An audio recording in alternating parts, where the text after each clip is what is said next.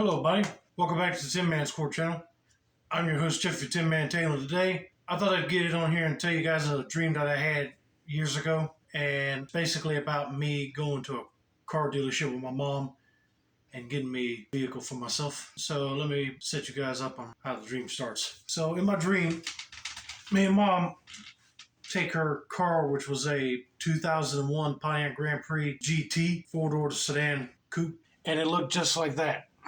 Same color. And in real life, we already sold this car to my dad's friend, and he still got it as it's the time of me recording this. But to be honest with you, I missed that car, but it's just too low down on the ground for me. Me and mom go to this dealership, right? And in my dream, for some odd reason, I wasn't looking for a truck, and I wasn't looking for no classic car, like from the 40s, 50s era. Instead, I was looking for a van. And mom said she was okay to trade in the Grand Prix, since she already got the Chevy Trailblazer that she has now. So we drove the Grand Prix up there to this dealership, and it looked like it was somewhere in the mountains. And my mom got word of this Chevrolet van. It was an express van. It was in a similar silver color like the Grand Prix was, actually. But before we got to look at the van, we went to go talk to one of the salespeople at the dealership, and this is where things get a little strange. We got done talking with him, business was done and over with, but he said we had to go talk to the boss and pay him. I said, that's a little strange. I thought you were supposed to take the money, not the boss. He said that's how everything's operated. And believe it or not, this dealership was 3 floors. He was on the top 3rd floor.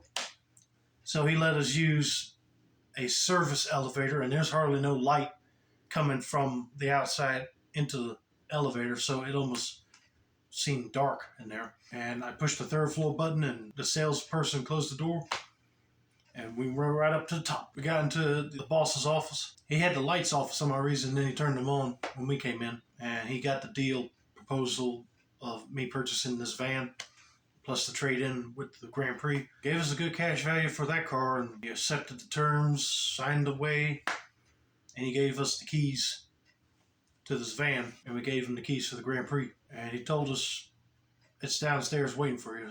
Hope you have a nice drive home with it. I said, well, thank you, sir.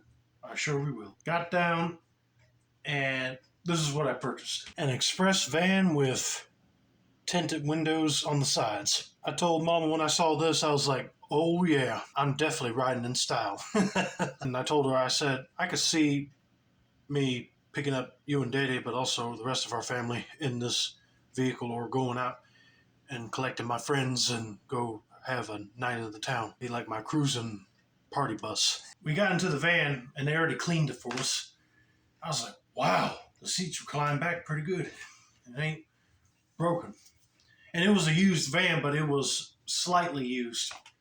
Like, in other words, the customer before me had it for 5 years, and they kept it well maintained. The mechanics did do a once over and said it was cleared to be roadworthy. So we got our temporary license plate to put on the back, and me and Mama went straight home and said goodbye to the Grand Prix. And then we started heading down the road, and I felt the van jump a little bit, and I said, oh crap, they told us it was good mechanically. We called the dealership back saying that. He said, oh no, it's all right. It was probably shifting into gear because the people that had it before you barely even drove it, so it was trying to warm itself back up, basically. I said, okay, are you sure we can make it home on this thing? And sure enough, we got home. And I did have a mechanic in our town look it over too, and they said, oh, that's what it is. The mechanics over at that dealership did not even look at the fluid in the transmission just to see if it was still clean or not.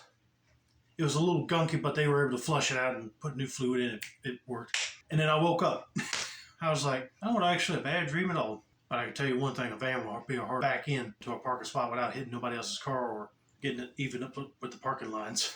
Anyway, I hope you guys enjoyed this little fun dream of mine. Don't forget to like, subscribe, turn on post notifications for more dream-related content like this. This has been another successful installment of the Tinmans Court channel. I'm your host, Jeffrey Tinman Taylor.